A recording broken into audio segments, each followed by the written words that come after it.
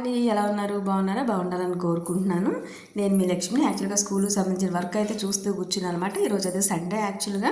So ఇదంతా అయిపోయిన తర్వాత మామయ్య వాళ్ళ ఇంటి వైపు అయితే వెళ్దాము. అక్కడైతే కొంచెం విలేజ్ అట్మాస్ఫియర్లో ఉంటుంది కదా, అక్కడ ఏదైనా వీడియోస్ చేద్దామని అక్కడికైతే స్టార్ట్ అయ్యాలని. ఒక 20 minutes టైం అయితే పడుతుంది.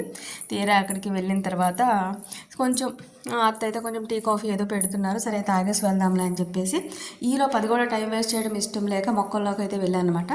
మొక్కలు చూస్తే నాకు ఒకటే గుర్తొస్తుంది. అమ్మ ఇట్లానే ఒక 2 years బ్యాక్ నన్ను పిచ్చి మొక్కలన్నీ పెరిగిపోయినాయి, తీయాలనుకుంటున్నాను, తీయాలి, మనిషి ఎవరు రావట్లేదు అంటూ ఏదో చెప్పింది. సరే అయితే అని చెప్పి ఆవిడ పడుకున్నప్పుడు పెద్ద బిల్డప్గా ఏం చేశారంటే, అప్పుడు నాకు ఈ ఛానల్స్ ఏమీ లేవు. జనరల్గా ఒక మొక్క పీగుతున్నాను అనుకున్నాను. బట్ అవన్నీ తోటకూర, పాలకూర ఇలాంటివన్నీ ఆవిడ పెట్టుకుందంట పాపం. నాకు తెలియదు. మొత్తం అన్ని వరుసపెట్టి పీకి పడేసేసాను. ఆవిడ లేచేసరికి గంటలో మొత్తం క్లీన్ బౌల్. చూసి షాక్ అయిపోయింది. అదేంటి అని. నీకు ఎందుకు వెళ్ళావే, నీకేం పని వాడితో, నీకెందుకు, నేను ఏదో ఒకటి చేసుకుంటా కానీ దేవుడా రావడం అనుకుంది.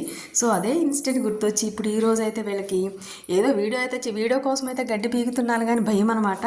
ఎక్కడ ఏది పీకేస్తానో, ఏది నాశనం చేస్తానో, ఏం చేస్తానో తెలియకని. సో అందుకనంటే యాక్చువల్గా తోటకూర తప్పించి, గోంగూర తప్పించి వేరే చాలా తక్కువ ఐడెంటిఫై చేయగలుగుతాను నేను. చెప్పుకోవడానికి చాలా రోత అంటే రోత, కానీ తప్పదు. తప్పు అయినా ఒప్పు అయినా మనం ఒప్పుకోవాలి.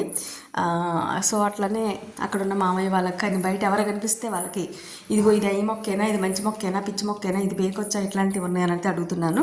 వాళ్ళైతే నవ్వుకుంటూ ఓకే. ఇది పర్సనల్ బ్లాగ్లో అయితే మీతో షేర్ చేసుకుంటున్నాను. Please watch it. Thank you. Subscribe.